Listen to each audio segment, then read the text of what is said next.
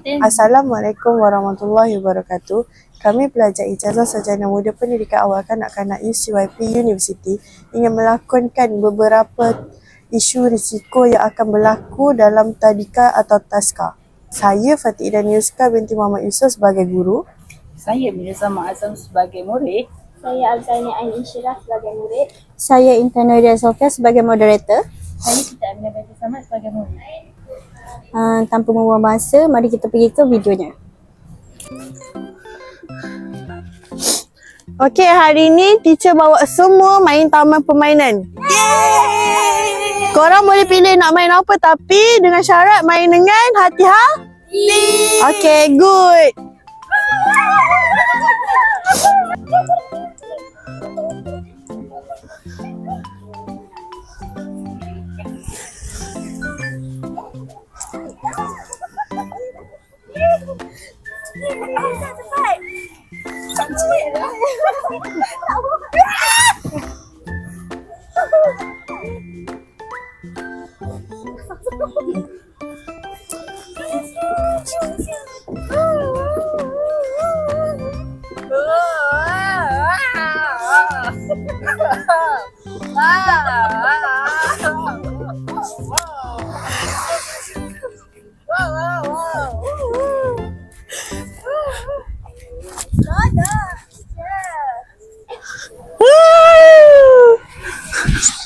Nak kencing, Teacher nak pergi tandas. Jom. Nak kencing.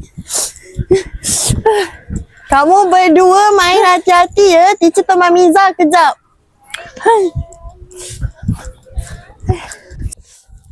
Sabar. Kita dah nak sampai toilet dah. Awak pergi masuk, teacher tunggu kat luar, okey? Okey, teacher.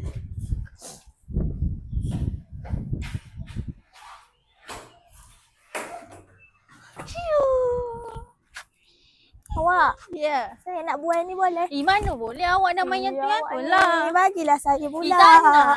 Bagilah saya Tak nak. pula. Teacher. Teacher, Mina jatuh buah. Anak murid aku, ya Allah! Ya Allah, macam mana boleh jatuh ni? Saya dah buat ni. Bangun. Jangan berebut-rebut. Kamu cikgu dah cakap, jangan berebut. Banyak lagi, buai. Sentiasalah awasi kanak-kanak ketika berada di taman permainan supaya mereka tidak bergaduh atau terjadi kecederaan.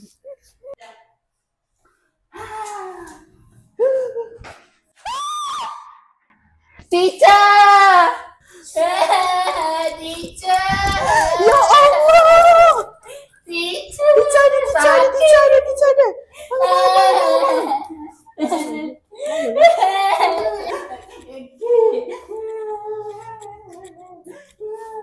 Yang pertama, pastikan lantai tandas sentiasa bersih dan kering supaya kanak-kanak tidak terjatuh atau tergelincir.